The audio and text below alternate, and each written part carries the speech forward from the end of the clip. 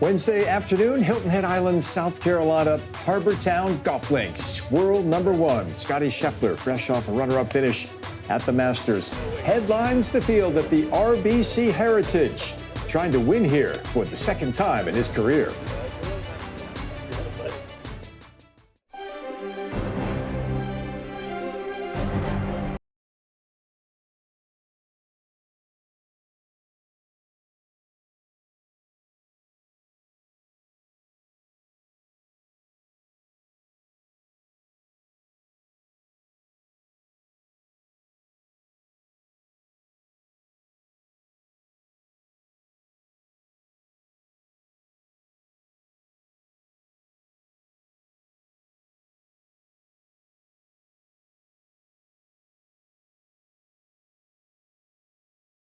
Champions, Hall of Famers, major winners have slipped on a tartan jacket here in the shadow of the lighthouse, just beyond the 18th green there. Pete Dye's Harbor Town Golf Links, which underwent a significant restoration over a 6-month span after last year's tournament. We'll get into it during our coverage here today. Glad to have you as part of the show to kick off RBC Heritage Week. I'm John Swantek, Susie Whaley, Steve Scott are here. Big collective exhale after the Masters every year as they head down from Augusta to the Carolina Low Country here, Susie. But make it a quick cleansing breath because there's a lot at stake in this signature event for this deep field this week. Yeah, as you mentioned, a signature event, no rest for the weary, that's for sure. Even some of the top FedEx Cup standings and players were out super early this morning. 7 a.m., 7:30, getting their games in shape here. Much different driving golf course here, Steve. But it really makes everybody in the field a contender. It's not a long golf course, 7,100 yards, par 71. Green's quite small, but it kind of shortens the ability to really extend yourself from the tee box. So these long ball hitters aren't just the ones that are going to be in contention. It's the whole field. Yeah, classy winners here as well through the years, Steve. 25 major champions, in fact, have won here at Harbor Town. Experience is a big deal. Understanding the strategy is a big deal as well. There is a lot of strategy. Look, this is quintessential Pete Dye right here. There's so many angles that the players have to play, narrow corridors to play down, but the experience around this golf course lends itself more than it does. And if you think about what's happened in the last few years, Justin Thomas needed 6 starts here before his victory last year in 2025. Scottie Scheffler needed 1 start, but he's an exception to a lot of rules out there. Matt Fitzpatrick, he needed 8 starts here before his victory in 2023, and Jordan Spieth needed 5 back in 2022. So a lot of times you just need to understand where things go around here and where you need to navigate your golf ball. First-timers like a Chris Gotterup, he's going to have a little bit of a learning curve. He's got the talent to win, but does he understand this golf course well enough? Scottie is the headliner, and he's been a monster in these signature events. He's won 5 out of 18. He's more than 200 strokes under par in these signature events through the years, and he put up a furious rally over the final 36 to come up just short of McIlroy at last week's Masters. More than 200 strokes under par since 2024. Right. Like, it's just incredible to think about that. And certainly he's been a winner here. You look at that in 2024, 2023, 11th. I mean, this is a gentleman who has the experience, Steve, that you mentioned. He knows the golf courses. He knows the nuances of this particular track. However, there have been some changes to the track by Davis Love. Yeah, I think what was really interesting, if you look at the list of winners here, you think of, well, you don't necessarily have to be this long hitter. We've seen Brian Gay win here in the past. We've seen Matt Kuchar take the title here. Scottie Scheffler certainly hits a plenty big ball to play any golf course that he wants to out there, but I think that shows the malleability of his strategy skill set. When he goes around different golf courses, he can adapt to whatever situation that he gets himself into and whatever course that he's playing that week. And I think that was a great example back in 2024 of his changeability out there and understanding different venues and how to play them. Yeah, and even this particular year where he's taken some unnecessary jabs about his game, which is ridiculous. And he's even come back and said, well, hang on, I really don't have anything to fix. You look at what he did last week. You look what he did in multiple events leading up to it, where maybe he didn't have his best stuff the first 2 days, and he still gets second place. I mean, that's an Augusta National. And so I think if I'm sitting here in this field, I'm certainly very concerned because Scottie Scheffler's game is definitely ready to explode and already has, as we saw last week. So a quick peek at the molded grip, which he has made so famous, right, Steve? And what a great tool for amateur recreational players. Yeah, and I think because of him, look, PGA Tour players copy other PGA Tour players. You're seeing more and more of those on the range out there because Scottie Scheffler's success and just the simplicity of how he goes about making sure his hands are on the club the same way every day that he gets up. I mean, look, let's face it, sometimes when you eat something the night before, you wake up in the morning, your hands might not feel the same on the golf club, depending on what you eat or drink. And so I think it's very important to make sure that your hands are sitting on the club the proper way. If the best player in the world is doing it, we all need to do a little bit of that every day. I mean, it makes me so happy because every junior I coach, I can refer to this, and you take a look at that, you can see Scottie's hand. Certainly not what we call a neutral grip. That's a little more on the strong side. Certainly not overly strong.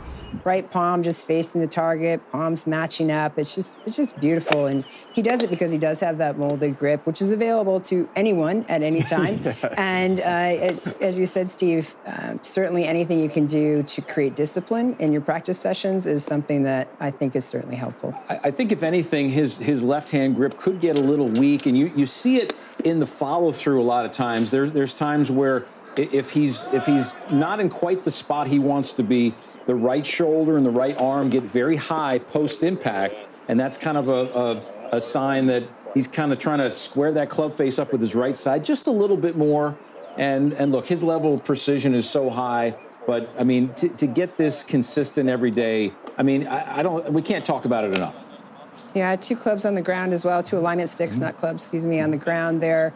You don't see him you see that warm-up for him. Oftentimes you'll see players using those and then pulling them away, hitting some shots without them. Obviously, you can't have those on the golf course, and that's what I typically hear some good players that are working on their game say, well, why would I use those? I can't use them on the golf course. Again, it's just the discipline of repeatability of setup, ensuring that everything, your ball position, where you want your target is where you'd like it to be. Doing your fundamentals correctly every single time, repeat behavior is certainly helpful under pressure when you get out there in a situation where you need it to repeat. If there's been one sort of annoying trend within the context of his dominance, it's been the sluggish starts. I mean, we've seen a lot of 73s, 74s in the opening round. He's not been quick out of the blocks, and that was the case again last week. Yeah, I think if there's one knock on Scottie Scheffler right now, which there aren't many because he's tops on so many of the statistical categories still, but yes, a sense of urgency on Thursday morning and Friday, getting out and putting himself in a little bit more comfortable spot where he doesn't have to perform semi-miracles over on the weekend. I'm sure that would lead himself to a little bit more rest and a little bit more comfort on the weekend, being in a little closer to that lead. I mean, I don't know. He's got the healthy snacks going now. Maybe he just needed that back in the bag. We saw that last week. He shared too many with Sam Burns, so he's going to have to keep them to himself this week. But it could be anything. I think there's a lot of times that happens to really good players and anybody that's out there. I think sometimes, and Scottie certainly has a routine for physicality and workout, but sometimes it's just that. Sometimes you just need to get your heart rate up a little bit before you head to the practice range, and who knows, Scottie will figure this out. 68.30. That's the scoring average for Scheffler in signature events since 2024. That is the best of any player who has competed in these events here. Big FedEx Cup points on the line, $700 to the winner this week, $3.6 million from a $20 million purse. And Jordan Spieth, 2022 champion, would love to get his hands on a big chunk of those. Yeah, came off a really nice week last week. I'm going to paraphrase some of his comments over the last few weeks. He feels like he's swinging the best he has integrity-wise in the last 10 years. Those are the words that he used, the sequencing of his golf swing, the athleticism, the feel, and he's played and hit the golf ball really well. This could be a really breakthrough week for him. He hasn't won in a while. Certainly looking for that next win. Worked really hard on that backswing as well. He's getting the hands a little deeper here in 2026. We all are aware of that really bowed left wrist at the top from like 21 and 22. Went through that wrist surgery, went through a wrist injury, and oftentimes you'll see now at the top of his swing a much flatter left wrist than he's had in the past. It's still slightly bowed for sure, but nothing like it was previously. I think the other thing about Jordan's swing that's interesting, at the top, his trail leg really does straighten quite a bit more than a lot of other players. And he has to work very hard to keep those arms in front of him on the downswing due to that. So he turns open through impact. But I tell you what, he's really blending his body motion with that face so much better than I've seen him, but even more encouraging than he feels. And so when he's talking about his game, he's talking from a place of strength, of consistency, of comfort. And I think he's somebody, I really do believe he will win this year. Yeah, look, I think that Jordan Spieth, his issue currently is not here. It's actually more on the putting green. If you look at some of his statistics, the 3 of the last 4 events, he's been negative in strokes gained putting. He's certainly he can't put the bar up to where he was back in 2015 or 16 with the massive putts that he continued to hold in that stretch. But it's to me right now, he looks very uncomfortable on the shorter putts. He looks at the hole sometimes, and then there's a point where you get it's outside of maybe 5 feet. He's not looking at the hole, and there's something going on there that he is not comfortable with, and that's really been the differentiator. I think that's the only way he's going to get in the winner's circle is you have to pull putts. You can never outplay your putter. Champion in a sudden death playoff over Patrick Cantlay 2022, lost in a playoff to Fitzpatrick in his title defense the following year. Yeah, I would take a look at this driver swing here. Camera angle's a little off, so, give us a little break on that because you won't see the exact same angles. And that's just because if we stand right behind him, we can't see anything because caddies usually stand right behind him. But as he takes that club away, you see the club head stay outside of the hands. You see that left wrist dramatically bow right there on that takeaway. And that's a telltale move of Jordan. But you can see right here, if we could stop it right there, you can see right there at the top of his backswing. Previously, as I draw this line right here, you can see that's a pretty flat left wrist for Jordan Spieth at the top. And typically that was completely bowed over, meaning his knuckles were actually facing behind his elbow at the top. Club face is in a much better position because of it. You can see that right leg I spoke about earlier straightening up just a little bit. And then as he comes down, he keeps those arms in front of the body. He opens up the hips, really clears beautifully here. You can see the right leg coming off the ground as he comes into impact. That left wrist, instead of being really overly bowed in an extension, again, it's flat for sure, but it's not creating that huge strain on that left wrist. You see the club then exit to the left. And really, this is what's creating much better consistency and athleticism for Jordan in his play. So there's a lot of force and friction with that bowed position, right? You have to wonder how much of that through all of the years may have contributed to some degree to the injury that he had to deal with. Yeah, I mean, he had that surgery at the end of 2024, the torn tendon sheath in his left wrist. And look, as a right-handed golfer, I think that gives you a lot of worry because your left side is really in my teaching of golf, it's the master side of the golf swing. It's the reason why we wear a glove on our left hand. It's the face controller. It's the one that supports the speed that the right side provides through the golf shot. You have to provide a lot of stability in that left hand. And it looks really good right now. And he's obviously showing some really good signs of some good ball striking. Well, much like Spieth, there's been a lot of encouraging signs and trends in the game of this fellow, Rickie Fowler, as well. Both Jordan and Rickie looking to return to the PGA Tour winner's circle. It's been a minute, but they'll give it their fair shot here this week in Harbour Town.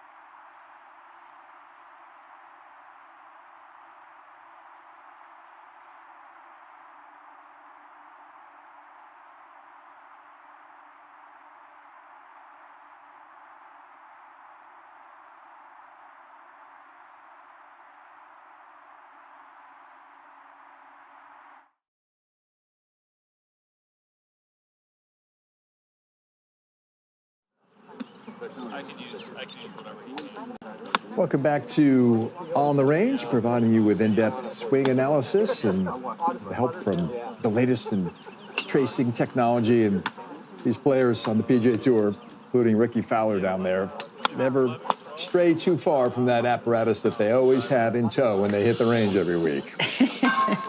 You know, it's such a nice comfort too, but it's a huge practice tool, obviously, depending on what the player's looking for, whether they're working on face or path or dynamic launch or, you know, spin loft. There's just so many parameters that can be used here. And, you know, Rickie's worked just incredibly hard. Also a player who has really turned his game around. You know, he likes to try to work on not getting that club laid off at the top, trying to get that left arm a little higher at the top. Obviously, Butch Harmon has worked with him for a very long time. I mean, then just from there, he just wants to swing it and let it go.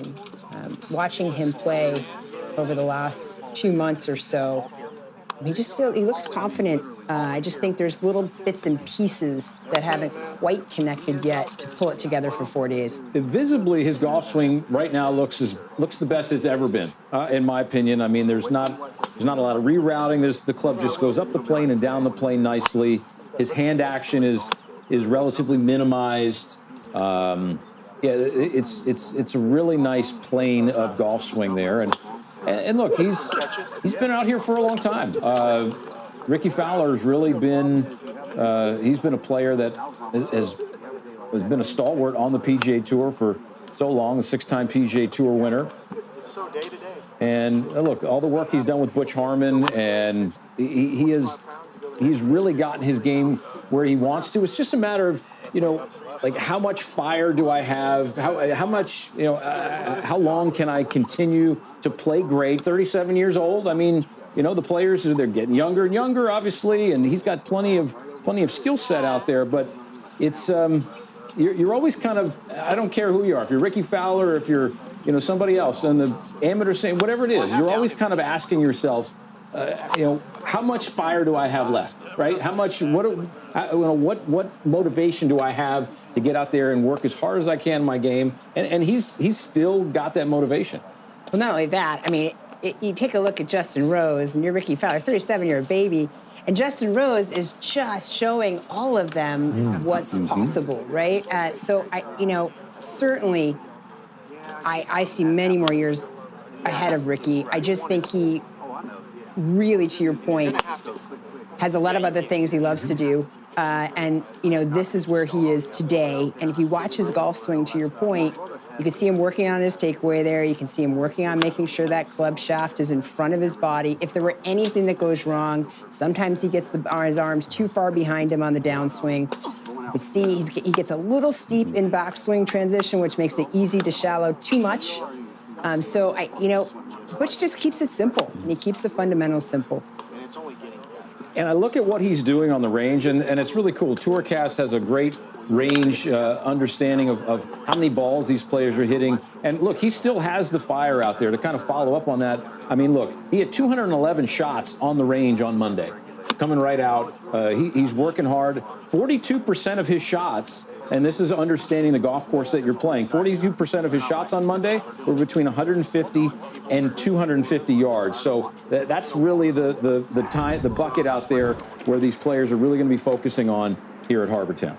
Scottie has dipped into the top of the bag there under the watchful eye of his man, Ted Scott. Don't see his longtime legendary instructor, Randy Smith, just yet, but the mood in Camp Scheffler is loose and light at the moment. It is loose and light, as it should be, coming off a great week at Augusta. And we know Randy's not far away, right, Steve? No, he's got a close eye on his pupil for sure. But he's also taking a look at Gary Woodland as well. Randy Smith working with has guided Gary Woodland to the promised land recently in Houston. Yeah, back into the winner's circle for Gary. An inspirational performance in Houston was extraordinary. One of the best stories in many years out here on the tour. But Randy keeps it very simple with his players, though. I mean, it's not an overcomplicated thing. And Scottie Scheffler, I really like a lot of the things that he has done and is continuing to do in his golf swing. And really, what I see, and I want you to, I know we always talk about the footwork, but I want you to take a look at his feet as they go through this swing. He's sticking the finish a lot better. His feet typically they're not running around from under him. But as this club works back and up, what I love to watch the top of his backswing, because like the gentle Texan, Lord Byron Nelson, back almost 100 years ago, he really sets his hands so beautifully at the top. There's not a lot of excessive hand action. Scottie Scheffler's swing is more predicated on body rotation and arm swing. The hands stay very passive, which keeps the club face very passive, which allows him to strike that golf ball very consistently. You see that club face just has no rotation going through. The body and the arms take that club up to the top. It's a very effective way to swing the golf club. You see it even more so in the wedges than you do the driver, just because it's a shorter swing. But the hands and the arms really the arms and the body really dominate Scottie Scheffler's golf action. And I mean, there's no wonder why he is just so rock solid, consistent. Go try that. If you're going on the range later today after our show, go out there and hit shots where your hands feel like they're almost frozen in a way, and you'll be amazed on how straight you can hit a golf ball. Yeah, I do think that trail foot slide that's talked about all the time, too, also manages some of the rotation of that face and the lateral forces that he fights. So all of that put together, to your point, just creates excellence. And Randy Smith, what a magician not to have changed that as Scottie was growing up, knowing how good impact really was with the parts he put together to manage that lateral and rotational force. So it's just a treat to watch him play golf and to manage his way around a golf course and to watch him strategically pick apart a golf course. And that's probably why he's been so strong here. When Randy first laid eyes on this kid, he was 7, 8 years old, and he saw the different shots he was hitting, how he moved the ball in different directions and flighted it with different trajectories, and saw a really special knack in young Scottie Scheffler's game and said, I am not going to mess with this at all. Yeah, if you look, I saw recently there was some swings that I saw on his from the U.S. Junior Amateur Championship. He won, I think, back in 2017. Talking about his hand action, he had a lot more wrists, a lot more of that kind of play, that lag in the golf swing than he does now. Definitely has minimized that over time. Certainly, again, just led to his consistency so much. But the man's got everything in perspective outside of golf. I mean, he's got all his ducks in a row with his beautiful family. The new Remy who's joined his family there. It's just it's really fun to watch somebody who's such a great steward of the game in Scottie Scheffler. He will utilize the data that's available to all these players out here, but he's not as reliant on it as some of the guys are. He very much relies on his feel, as he's discussed many times, but there is no questioning the fact that technology plays a big part in the competitive preparation of these tour players from week to week, as Colin Swatton discovered when he ran down a special guest earlier today. So why are you lying to try and get out of your same rest? Well, I'm on the range here with a familiar face, Lance Vincent. Orange hat on the head, orange boxes all over the range. You're the director of US Tour. Specifically, can you tell our viewers what you do and how you help these guys from a week-to-week basis? Yeah, so 12 years out here with TrackMan and on the PGA Tour, working with the players each week from a support standpoint and really an education standpoint as much as anything, but really getting dialed in the progression of things of how players are utilizing it now versus really what that looked like 10 or 12 years ago. Yeah, 10 or 12 years ago, we were getting launch numbers, carry, spin, things like that. So much of the way that these guys prepare from a week to week, we use Augusta, for example, last week, and then obviously this week at Harbour Town, 2 different golf courses completely. I see so many of these guys now starting to use things like Performance Center and things like that. Can you explain a little bit about what that is? Yeah, we're actually having the conversation yesterday on around 20 of the players in the field strictly use TrackMan just for Performance Center. So I think, it seems like there's 27 different numbers. There's all these things that seem very intimidating. You think that these guys are really diving into path and face and angle of attack, and some are. but a lot of them are just utilizing it from a baseline test standpoint. They might use that back home, and then when they get to an event, just kind of calibrating, making sure everything's, dialed in for that week. And then there's another subset, which, they're actually having coaches and performance coaches create specific tests for those weeks. So you might even have a test that's going to be a warm-up test for the days of play. It could be a preparation test for the approach distances that you're going to see most often this week. So you might have a test this week that's going to be different than last week. Another thing that's really great with a week like this is we don't have to normalize the data, right? So you can look at the weather forecast and say, well, the weather for the rest of the week, when all these shots are going to count, is very similar to what we're seeing right now. So players utilizing that, getting the actual ball flight in those conditions, in that weather, in the wind and altitude and temperature, and really dial things in as opposed to, a normalized session. One of my favorite films was Moneyball, and now the way that the game is going with the PGA Tour, so many different, coaches, so many different performance people and TrackMan. Lance Vincent, as always, we're very, very impressed with your time, and thank you very much. Thank you, Colin. All right, thank you, Colin. Enjoyed that chat with Lance Vincent. And our Tracer technology is presented by TrackMan. It's live Wednesday coverage from the RBC Heritage.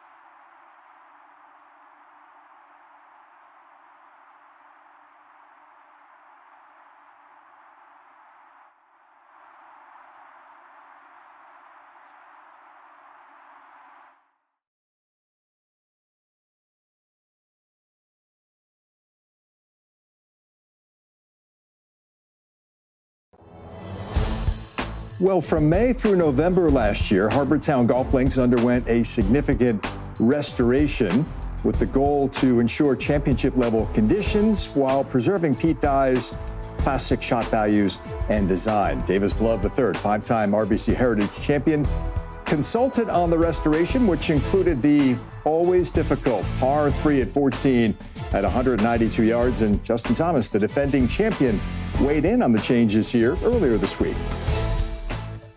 14's a brutal hole. It's it's a hole that you feel like you just have to step up and hit a good golf shot. You don't really have a bailout. It's not like if you're uncomfortable or don't have the right club, you can just bail out left of the green and feel like you can have an easy up and down. There's trees lurking over there to where your ball just as easily could hit a tree and go in the water or go out of bounds, or it's a very difficult up and down sometimes from over there. And then you also add in one of the toughest factors about this place is the wind. With it being so tree lined, the wind just goes everywhere. It kind of will get down in the trees and it just swirls. you know it's supposed to be one direction, and you're looking the pin going another direction, and you're feeling it on the green going, or on the tee going another direction, and you're sitting there trying to figure out how far to hit it and what shot to hit when you have to be so precise with your distance and your accuracy. It becomes very, very difficult. So it's just, it's what makes this place kind of what it is. And it's just, it's a very challenging hole. Okay, time now for improved outcomes presented by ReliaQuest. And here's Steve with a little bit more on the 14th. Well, so much of what Justin Thomas just said right there is completely true. This 192-yard par 3 really makes the heart skip a beat. And, back in 1969, when the PGA Tour first came to Harbour Town, it was holes like this that really put the PGA Tour players on edge. In fact, in that first year, in the first 2 rounds, there were 39 rounds of 80 or higher. And holes like this really gobbled up a lot of golf balls. So let's take a look as we move down this hole right here. And you see it's an enlarged tee box here as these players move through, but it's quintessential Pete Dye. The hard edges, the railroad ties, and there's places where you can hit it and clearly places where you cannot hit it. And there's not a whole lot of places where this golf ball can end up. These players, they're looking over here. They're using this chipping area on the left side of this green as really an extension of the green surface here because it is so penalizing on the right. And as they stand on this tee, the green looks like the size of an eraser head. It's so small, and they're not looking at the right half of this green necessarily. They're really looking at this left side. When you see a hole location here in the front right, this is one of the more dangerous hole locations right here. Last year, 6 to 8 holes times these players will make a birdie on this par 3 when the pin's in the front right. The easiest hole location last year was kind of middle left. It offered up about 13 birdies on their round when it was there in the final round. That is the most generous. But the toughest hole location here on the 14th will be all the way in this back portion. The green gets very narrow, very small margin for error. And in this Davis Love III restoration of this golf course, he added a pesky little bunker back here with some stacked sod. And that was big part of this restoration that's going to make this hole even more challenging if the players want to attack this back hole location. Yeah, that's for sure, Steve. Thank you. And, I can't think of anyone, Susie, more than Davis Love III, who would have a deeper appreciation for the integrity of what Pete Dye did here back in the late 1960s. Oh, without a doubt. First of all, he's a renowned architect, but has also won this championship 5 times, so certainly comes in with plenty of knowledge about the golf course, about Pete Dye. Jack Nicklaus also was a part. And as you look at this green and the changes they made, the tee box, they widened the tee box for the players, but it certainly doesn't make it any less demanding. You can still see the trees overhanging, and as Justin talked about, that wind is really creating a factor. The stack sod, that makes it vertically challenging. No longer can you just hit kind of a soft bunker shot. You've got to get that ball up in the air with lots of trajectory. There is the 2017 FedEx Cup champion. He's trying to become the first player to successfully defend his title here since Boo Weekley did it back in 2008. And he went wire to wire last year. Remember, he opened with a blazing 61 on Thursday, so he was sitting on that lead for 3 days and then brought it home with a playoff victory over Andrew Novak here a year ago. Just the clutch nature of that finish, right? That great 15 to 20 footer that he holed in that playoff. JT, that's his moment right there. I had just had a feeling when I was watching that putt right here, and here's a great look at it in the 2 box here. You just had a feeling he was going to make this. He rises to the occasion in these moments. He loves these stages, and he stepped up and buried it. I love me some me. That's what he said. I knew that was coming. That, of course, the epic reaction from that President's Cup when he sank that crucial putt the year that Tiger was the playing captain there, Royal Melbourne, and got to slip on the tartan jacket there, improving his playoff record on the PGA Tour to 5-2 with his 16th victory coming in his 250th career start last year. Yeah, he's really shined a little bit since the injury. He's coming back from that. Justin's always talking about making sure he doesn't get the club too inside on the takeaway. He likes to turn more to the top without getting that shaft behind him. You see him do a lot of takeaway drills to prevent that. He's got minimal sway in this golf swing. You can see his trail hip As he takes it back, really gets deep. His golf swing looks good. It looks strong, powerful. He unwinds his chest really early with his footwork, different than Scottie's footwork. Justin tends to get up onto his toes. You see a lot of young juniors do the same as a power move and really using those ground forces. And again, Mike Thomas, a renowned PGA professional, great player, his grandfather, a PGA professional, credit to him for allowing that. I remember I had some young juniors, and from what I learned growing up, I would hold their foot down. And I know now, this was a long time ago, thankfully, I would never do that today. But, it certainly has created just this superstar golf family. And I look for Justin to have a really good season as well. And he's talking like he will. Yeah, I mean, coming back from the injury and just, you just never quite know how you're going to respond. But this man, he works as hard as anybody out there. And I'm sure he's on a bit of a pitch count at times and just making sure that he's feeling the way he wants to feel. But I love his wedge game. If you look at really, you're seeing him hit a lot of wedges right here. Last year on the PGA Tour, from 50 to 125 yards, this man is the best player from that yardage bucket. So I love his action because he's got kind of a high left arm. He's got more of a vertical golf swing, and it lends itself better to the wedges than it might from the off the tee with the driver that swings in a lot flatter of a plane. So we tend to see him really shine here. And this golf course is kind of tailor-made for him because he doesn't always have to hit driver off the tee. He can position it in the fairways and give himself some good iron play and quite a few wedges as well. We missed the cut by a mile at Bay Hill, which is not an ideal venue to make your competitive comeback. But I think that week accomplished what it was supposed to. He got some competitive play under his belt, and then lo and behold, a tie for 8th the following week at the Players' Championship. So Justin Thomas will try to go back-to-back here, something that hasn't been done in 17 years at Harbour Town.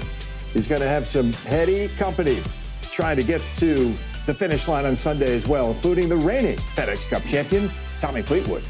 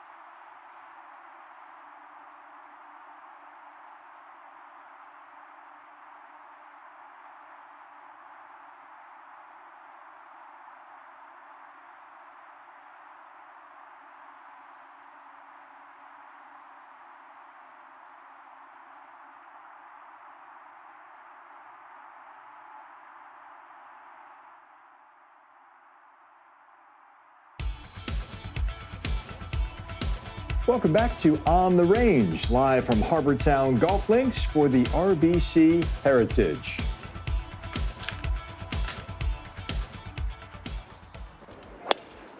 Fourth signature event out of 8 on the schedule this year includes 41 of the top 50 players in the world, including 8 of the top 10 who are here this week.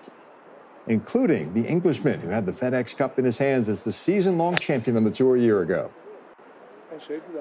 Yeah, Tommy's just played stellar golf. It was so nice to see him break through, and once he did, we all knew he would continue to knock on the door. Golf swing looks great. He's had some wonderful finishes already this year. Good golf course for Tommy, too, I believe. Strategically, again, not having to hit driver off every tee box. A smart player. I think the sweet spot on every club face in his bag is about the size of a dime. Yeah, exactly. And you can see here in the graphic there, the left to right tee shot shapes. 53% of the time, he's hitting that golf ball left to right. You know, sometimes I think those numbers are a little bit misleading, depending on whether they're hitting drivers or something else. You know, oftentimes these players truly only hit it in one direction with the driver, which I'm an advocate of, unless they have to, like at a place like Augusta.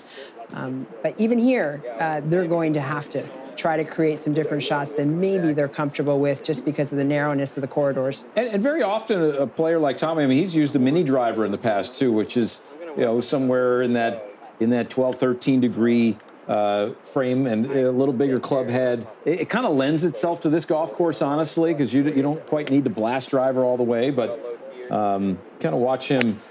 There's big Ian Finnis. He makes a better door than a window there, but you see some of those little moves right there, and that looks like it could be his mini driver right there. It feels easy to hit, though, yeah. It's become a real potent weapon for a lot of players, that mini driver, and Tommy's one of the guys who leans on it pretty heavily. I love the width in his golf swing, though. I mean, he's got just some. He feels. Watch his hands. His hands are very far from his right ear, let's say, on the backswing, and then on the follow-through, he matches that width up. Oh, yeah. You see, I mean, you coach a lot of players, Susie. You see the hands and the arms kind of almost break down in the golf swing a lot. Obviously, these players are as flexible as anybody who plays the game. But what can the average player, you think, maybe learn from a Tommy Fleetwood as far as that arm structure? Yeah, we know they're not all going to the gym with Kobe Wayne, right? So their flexibility may not be as good as Tommy's, and boy, I can relate to that. Mine isn't either. But, I think Tommy has a very centered pivot. And while centered pivots aren't necessarily the same for every player on tour, certainly we have players who don't do that. I think for the majority of the amateurs that I coach, that's certainly helpful. We can decrease the sway gap. We can get them a little bit more centered, a little bit more rotational. Certainly, I don't expect many of the players that I coach to be as aggressive through rotation with that left leg extension through the finish. I think most of us would hurt ourselves. But I think just, thinking about centering your pivot, centering your body, and not trying to keep yourself still, but rotating around your spine typically is helpful for a lot of the amateurs that I coach. And as you watch this last swing here, watch how he sticks his finish so well. I think that it's one of the hallmarks of his swing. See that kind of, he's just holding. It's not kind of wrapping around his neck like a full finish. He does that a lot where the arms are very much extended on the way through. Again, kind of going back to what we talked about Scottie Scheffler, minimal hand action equals a lot less face rotation, which equals obviously some wonderful swings and wonderful shots. And he's bringing back the baggy slacks, Tommy. And not many can pull it off like that cat, let me tell you. Well, there's Max Homa coming off his third straight top 12 finish at Augusta National last week. It's been a little bit of an up and down journey for Max the last couple of seasons, split with his longtime instructor, Mark Blackburn. They have since reunited and starting to percolate his game a little bit coming into the week in this signature event. And speaking of Mark Blackburn, he's on the property. I always have a close eye on his charge there. And Colin Swatton caught up with Mark earlier today. Well, I'm on the range here with Mark Blackburn, Coach of the Year in 2020 and coach to so many superstars out here on the PGA Tour. In particular, we're talking about Max Homa. Let's run us through that. 2023, he wins twice. 2024, he makes a phone call and says, I need some help and I want to get things back on track. Just talk us through that, Mark. Yeah, I mean, obviously Max had a lot of success. We had lots of success, and then in 24 he kind of struggled a little bit. We took a bit of a break, and then he called me back to say, hey, could we put the band back together, so to speak? And it was one of those things where he'd give me a lot of credit So it's hard to say no to players. You know, you have a good relationship. I leave every door open so they can always kind of come back. And yeah, we just kind of put it back together, and piece by piece, we've kind of made some progress. He basically, his golf swing got too underneath, for lack of a better word, but he was chasing distance, and his mechanism to have distance is he's got a lot of jump. So then the club would just get stuck and he had a two-way miss. But he wanted to make the President's Cup, and the hard part was probably wasn't any good time to have intervention. I was going to wait till the off season, and then we kind of split. And then he did a good job for a year or so with my buddy John Scott trying to get the club in front, but then he basically got it the other way too much, and he had a two-way miss the other way. So what we've done, we've trying to neutralise it. We've made his grip stronger so he can now swing a little bit straighter, keep the face a little closer to the path, and he can hit nice cuts, but he's got a lot less divergence face to path, so the ball's getting straighter. And he's starting to play well. Last week, Augusta was a good indicator that, yes, we're doing the right things. Just keep chipping away at it. And so many people talk about taking one side of the golf course in particular out of play, and there's nothing worse for these golfers. They hate to see the ball going in two directions. You mentioned strengthening the grip there, and that allows him to feel a little bit more out in front without losing that ball. Is there anything else that you're working on? I noticed a little bit of subtle change in his setup and things like that. Yeah, so at address, he has a tendency at times in the backswing, in a good way, he kind of rises up. But if he starts too tall and then rises up, now he loses his posture a little bit. So a little more flexed forwards.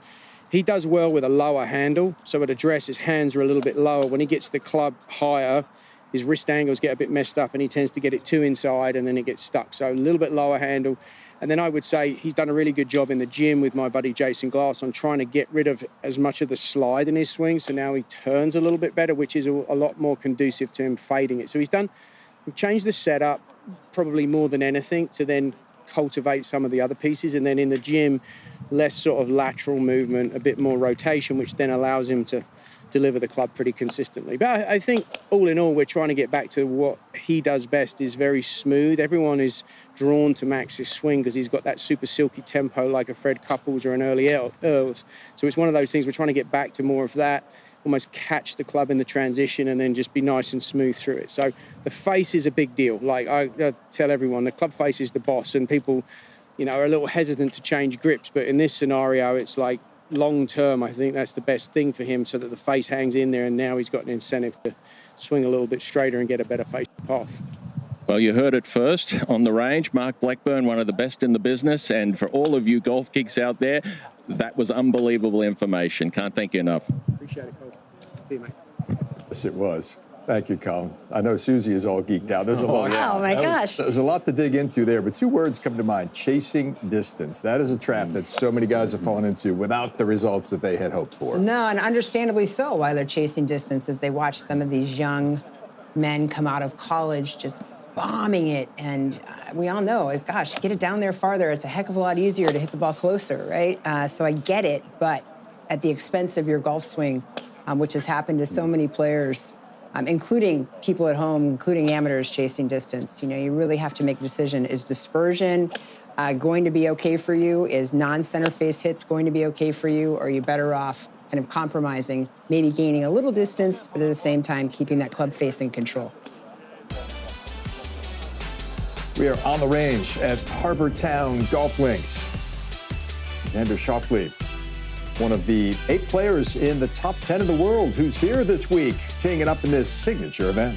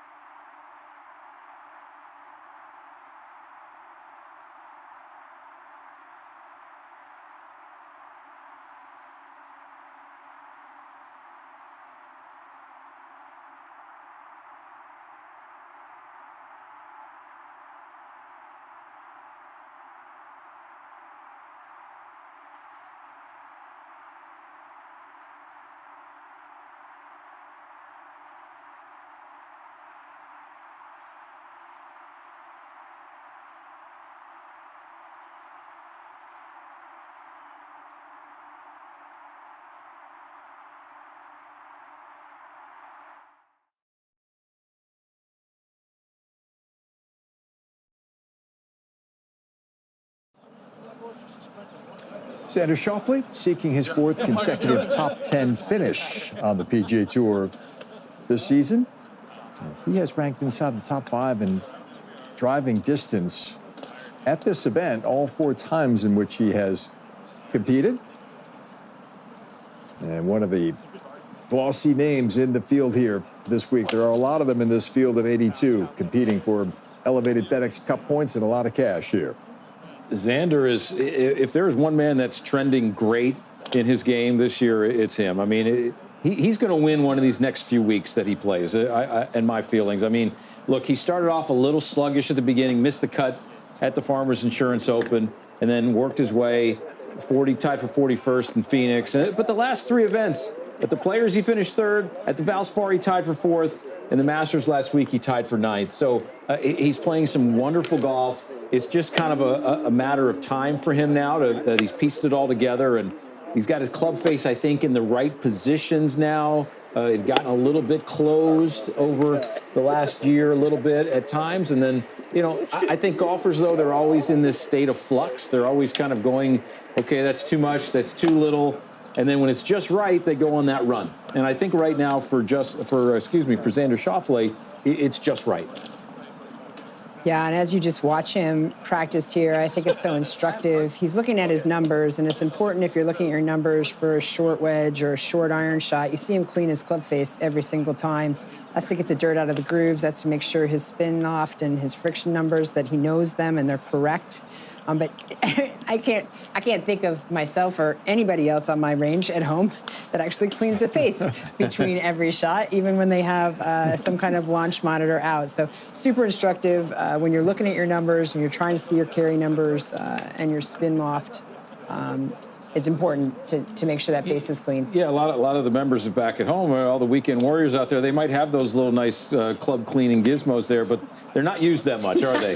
But I think I still can't get over, though, the fact that these players, they'll put them on their belt loops, and they kind of look like, it looks like a 15 or 20 handicap move, but in reality, when you put it down, break it down like you just did with understanding all that, and it spits out the right numbers, I mean, obviously it makes total sense. Yeah, and even when we saw that little TrackMan piece earlier, as they're thinking and the normalization that they were talking about that takes out the wind as a factor, Hilton Head, obviously, you're always going to have some wind. It's always going to be a factor. So that's why he was stating that most of them do not have the normalization tool on. So it really matters if you're thinking about how hard is the wind blowing, what's my launch angle, what is my spin axis doing and my spin loft doing at this point, and how do I want the trajectory to fly? If the face is dirty, alongside all that, you're just not getting real down. You saw the strokes gained approaching the greens numbers. That's indicative of the quality of a player's iron play, and this guy is an elite ball striker. It's especially important this week, Susie. These are tiny greens. Even with the restoration, they're bigger than they were last year, but still only about 4,000 square feet, and only Pebble Beach has smaller surfaces on the tour. Yeah, which is, you know, I don't think of it that way, but that's certainly the case. And as you watch the telecast, you will notice that they are tiny greens. Certainly where you're coming from on the fairways is going to matter into these greens, but you see so many of these players, to your point from the range data, are really working tremendously hard on those short iron approach shot distances to make sure that they do have an opportunity to have more greens in regulation. The ribcage injury set him back, too, Steve, last year. It was a pretty inconsistent season for Xander, although he did win late in the year at the Bay Current Classic, but it kind of took him a while to sort of regain that footing and recapture that form. Yeah, just like Justin Thomas this year coming back at the Arnold Palmer Invitational. He did that back in 2025, and that's kind of a tough stretch to jump right back in off of a long break and with thick rough. And those abdominal intercostal muscles near your ribs, they just don't heal very quickly because you're always using them in every motion that you do. So, but yes, trending very well, big picture. All right, right next to Schauffele on the range there is Viktor Hovland. Very much a unique action that Viktor owns, different from, for instance, some of the other guys that we've examined today a bit. It's fun watching his swing. He brings the club back kind of on the shut position there and holds the face very square through impact a lot, but you know, and then there you take a look at the Longest time spent on the range, though, yesterday, 2 hours and 33 minutes on Tuesday. I mean, you know he's putting in tons of work. I mean, there's no secret that he's jumped back and forth between instructors. Grant Waite was a previous instructor. He's gone back to work with somebody he's worked with previously, TJ Yeaton. I think that's really how he loves understanding the golf swing, and it's very much in his DNA, though. If you think about his father was an engineer by trade, and so there's this inquisitive mind that was just put into the mind of Viktor Hovland at birth, and so I think that's really lent itself for him to kind of go down these rabbit holes that he's gone, and it's just part of his thing, and he's going to learn what he needs to learn, and there's no worry that he's going to lose his status out here any time from jump. If there was another player who would jump back and forth from coaches, you know, maybe that would be a kind of a quote-unquote death sentence to a golfer like that. But for Viktor Hovland, it's just kind of normal. Does it his own way, Susie, that's for sure. Yeah, I mean, he does, but he's really a tinkerer, too. He's such a hard worker. I mean, I'm not surprised at the data from the range and him being out there so long. You know, I heard him say he's working on an out-to-in swing path with a face open to path but close to the target. Like, you think about it, you go, okay, hang on, let me walk through that in my head. But, you know, Steve's going to walk you through this thing here. Let's watch this club head as it goes back. I talked about it stays very, very square. Some would even call it a little bit closed going back. Let's stop it about halfway back, right there, right there. Perfect. And you see that club face, it's basically pointing down at the golf ball, almost at the ground right there. And then the left wrist in turn is kind of starting to bow a little bit, which is that's the club face closer on the way back. And as it goes up, I mean, that club face is very closed right there. And then from this point on, you better turn and burn. You can't use your hands. You have to be very passive from that point, and that's a good thing. And as he comes down, let's go halfway down now. Keep going, right there, a little bit more. And so, yes, watch that club face now. Now that club face is not quite as closed as it was, right? Now it's facing that way a little bit more as he comes down. It opens up a little bit as it compared to what it was on the backswing. You know, beautiful impact point. Foot stays down a little bit longer. That helps him kind of work to the club face more to the left. The quieter, the more passive the lower body is. A lot of things match up for him, and it's just a matter of kind of getting the right feels and the right confidence and where he can stand on the tee. And look, you can stand on a practice tee all day long with a flat lie and a million balls that you can hit. But when you have one golf ball on the golf course and you have to pull that trigger, you better be 100% sure of what barrel that golf ball is coming out of. Yeah, and to your point, you know, he's really working on that more dynamic backswing, more up to help the arms get more upright. And then you notice how quiet he is now. Like, he's really decreased that sway, that shift right-left, which is helping him be aggressive through it. He's made some big leaps in the short game department as well in terms of saving shots, saving strokes around the green. Viktor improving 105 spots to where he stands now at 33rd. Very respectable. It was a part of his game that you would have characterized as a deficiency a couple of years ago, but he went to work on it with a very distinctive technique. He does it his own way around the greens, and you know, as Steve indicated, he's a player that just craves a lot of information with that curious mind of his, but a prolific winner on the PGA Tour, and looking to add to that victory total here this week. Hovland will play with Chris Gotterup, Matt Fitzpatrick, former champion here, one of the players to watch in Harbour Town.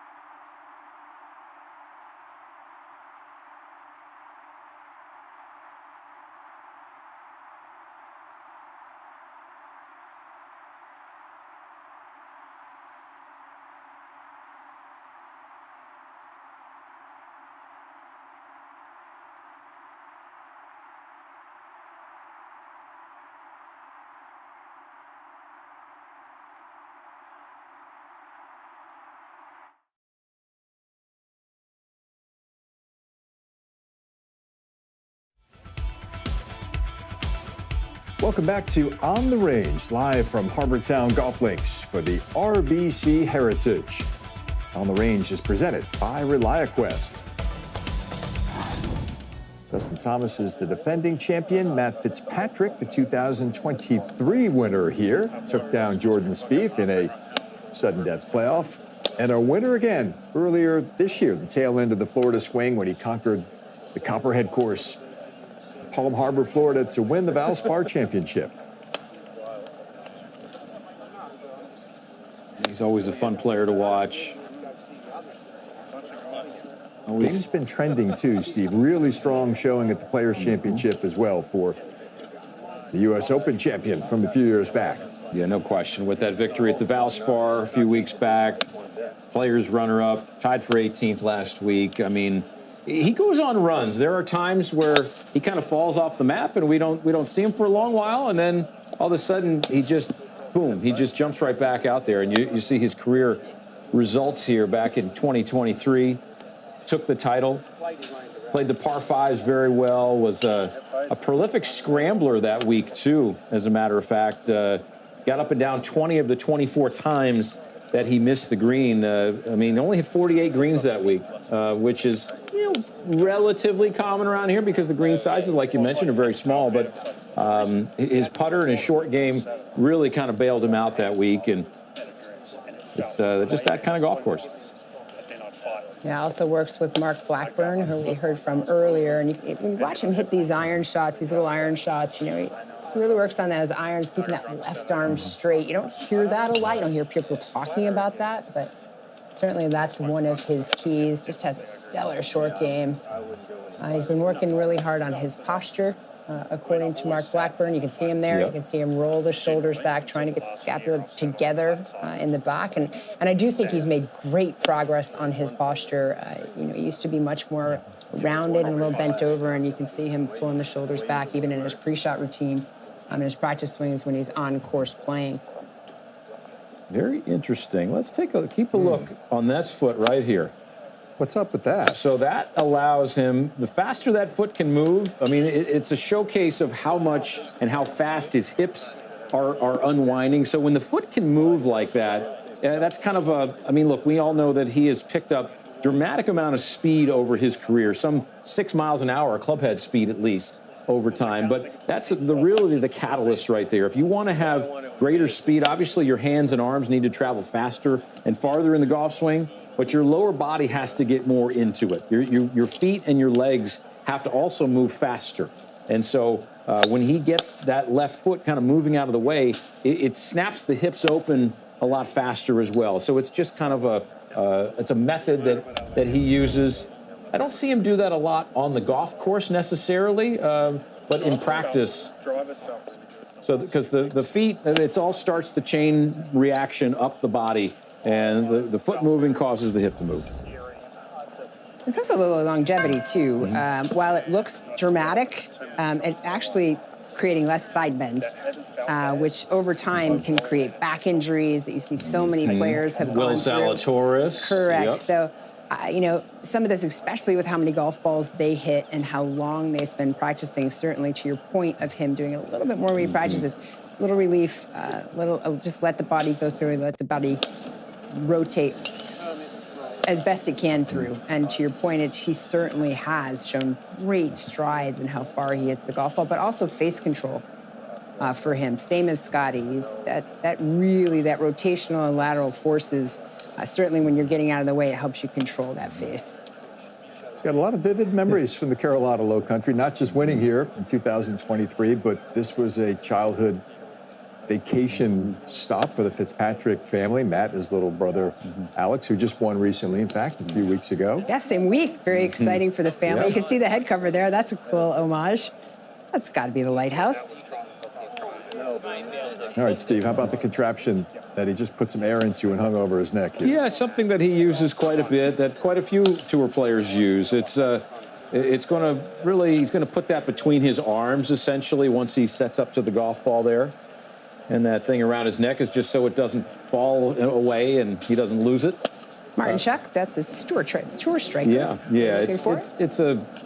you know, it's a brilliant but simple training aid that really keeps the good connection of the arms and the upper torso. I mean, it's kind of that simple. So the arms don't outrace the body doesn't outrace the arms, and at some point during the follow through, the ball will fall loose because you're just not holding your arms together that long. But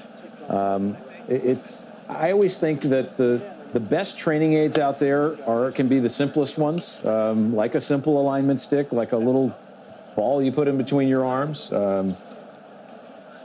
Yeah, I truly think this can help any player, literally any player. And we just weren't smart enough. Bill and I weren't smart enough. We used to use a ball, but we weren't smart enough to put a lanyard on it. So hats off to Martin for figuring that out. And I use this a lot as well, just for that same reason, Steve, just to keep everything connected. So Fitzpatrick looking to get across the line here in Harbortown for the second time and win for the second time this season. Russell Henley is the man with the moves.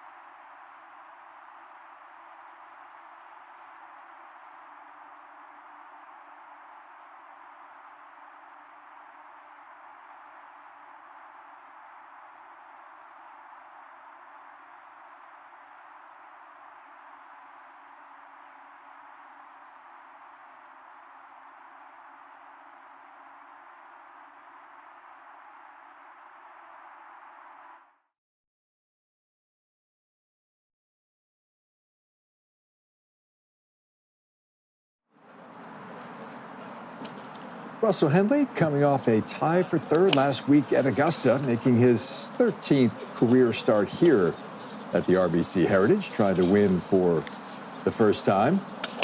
He's one of two players to rank inside the top 15 in driving accuracy percentage every season on the PGA Tour since 2022.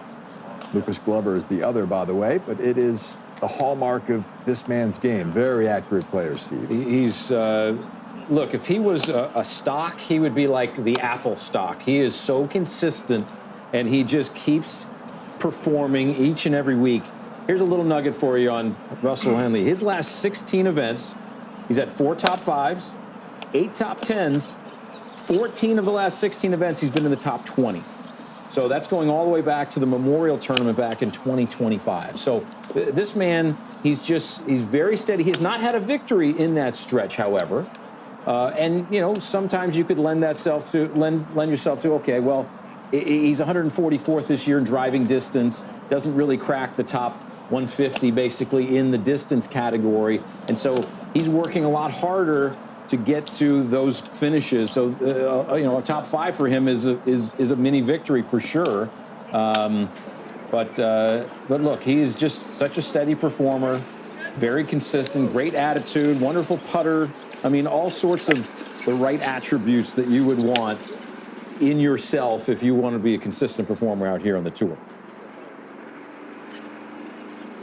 talk about the lack of driving distance, and you configure that with the way he played last week at Augusta. You wouldn't think he's got the profile of a guy who would contend at Augusta, Susie, but he has snuck into the picture there at the Masters on more than a few occasions. Yeah, he works with Phil Kenyon on his putting. That's always a sign of a really good putter as well. Jim McLean has worked for a very long time with Russell on his golf game. He's also just a smart player. He's had to be. He doesn't have the power to be able to just blow it down there. And certainly on the tough golf courses, that's why he's incredibly successful. He tends to keep in the fairway on the brutally tough courses. I think if there's anything that happens to him, sometimes he loses it left and flips it, but we haven't seen that a whole lot because he's got to swing his arm so aggressively through impact. And sometimes, to your point from earlier, if you have quiet hands and you can use your body, you can control the face a little better. He doesn't do that, so he has to try to time the face a little bit better, but certainly does a good job of that. 6th ranked player in the world, Russell Henley. With having all that said, 111 miles an hour of clubhead speed he averages with the driver. That's a full 17 miles an hour slower than the leader, Gary Woodland, in that category. So, look, it kind of shows you it's not all about driving distance. It certainly helps you get in the winner's circle here and there, but it doesn't prevent you from being a consistent performer out here. Yeah, nowhere is length not an advantage, put it that way. But I think when you said he's the 6th ranked player in the world, that would have taken a lot of pretty serious golf fans by surprise. You would have taken the over on that for sure. Would have taken the over. Strokes gained tee to green, 35th on the PGA Tour this season, and another indicator of just how complete this man's arsenal is. Yeah, I read an interesting post. I apologize for not remembering when he posted it, so apologies to you, Jim McLean. You put a little post up about Russell this year, and what he mentioned was that Russell tries to keep the weight on the balls of his feet. He has the tendency to get his weight toward his heels in his setup, something very simple that all of us could figure out to do, right? And you don't think about a tour player doing something that simplistic, but that helps him not to have that little flip coming through the base. So I thought it was really interesting how sometimes it's just all foundation, all basics, all setup a lot of the time for these players. It's not necessarily that they're trying to tweak a wrist position here or there. They're creating good golf swings by great setups and great foundations. When he won the Sony Open in 2013, his rookie year, it was his his first official start of his rookie year. Birdied the last 5 on Sunday to win, and that's how you seriously announce your arrival on the PGA Tour. 4 additional victories have followed through the years for the former Georgia Bulldog, who was a winner on the Korn Ferry Tour while he was still in college at the University of Georgia. In fact, it was on the Bulldogs' home course that he won that Korn Ferry Tour event. Look, what you just alluded to right there, or what you just mentioned about from 2013 to his most recent victory in 2025. He's been this, just solid, steady performer for many, many years. And, all of his victories have come on Bermuda grass greens as well. And so as a Georgia guy, went to the University of Georgia. That's where Bermuda grass grows. That's where it's founded in the state of Georgia. It would not surprise me, these greens here at Harbortown, Bermuda grass. It would not surprise me if he was in the mix this week. This would be a kind of a blueprint golf course for him to take a title on if there was one. So I like Russell Henley this week for sure. Is that your pick? That's my pick. I'm going for it. It is now. You heard it here. Game's been trending for sure. Justin Thomas has good reason from what he has seen from his game this season that he could successfully defend here. Let's hear from the defending champion. He caught up with Colin earlier. Well, I'm here with our defending champion, Justin Thomas. That's got to sound pretty good. It does, yeah, I like it. You got a chance to get out on the golf course, take a look at it. I'm always a little bit nervous when there's a bit of a redesign, whatever you want to call it. What did you think? I think Davis did a great job. I was the same as you. I was definitely nervous, especially being this place and how great it is. But the fact that Davis did it, and he likes this place a little bit, so I knew he wasn't going to change it too much. And yeah, it seems like a lot of changes when it comes to golf courses aren't exactly for the better. But Davis did a great job of keeping the bones the same and tweaking, I feel like, very, very minor things here and there. So yeah, I'm glad to see that Harbortown's still Harbortown. And What can you take away from last week that you can put into this week to potentially be in the mix again come Sunday? I mean, obviously, it's a completely different style golf, right? It's it probably a little more strategy off the tee. It's a lot more narrow off the tee, but there are some similarities in the sense of you have to pick your spots. I don't think you can make a lot of birdies, but it's very situational of if your tee shot's in the right place, do you have the right angle, do you have the right wind, the right club, and these greens are so tiny that you're really just trying to give yourself as many birdie chances as you can and just kind of wait for your run to get hot. I feel like that's how I feel like I try to play this place or play it well. I've watched you hit a lot of golf balls over your career, and this session looked a little bit more deliberate, a little bit more slower paced. Anything in particular you were working on? Yeah, a little bit. I've as weird as it is, I feel like my routine isn't as exact and precise as I would like it, or maybe how it's been in the past. So I've tried to hit more balls, full routine. Getting the how I'm getting into the ball, where my first look is, where my last look is, maybe the amount of looks, stuff like that I feel like is something that should be consistent that maybe hasn't been over the last couple of years. But yeah, that's why I was taking as long as I was, just trying to really not think about that once we get to tournament time. But yeah, just kind of fine tuning some stuff. As always, Justin, appreciate your time. Thank you. Quick start for JT led to the victory a year ago, becoming the third man in tournament history to shoot 61. He'll start the opening round alongside Ludwig Åberg at 10:05 on Thursday. Players champion Cameron Young, third place finish at Augusta, plays with Spieth, the winner here a few years ago. Schauffele and Henley at 1:30. Fitzpatrick and Scheffler, two past champions, paired together at 1:50 on Thursday. Live first round coverage of the RBC Heritage can be found on ESPN Plus at 7 a.m. Eastern Time. Golf Channel's first round coverage starts right here, 2 p.m. Eastern tomorrow.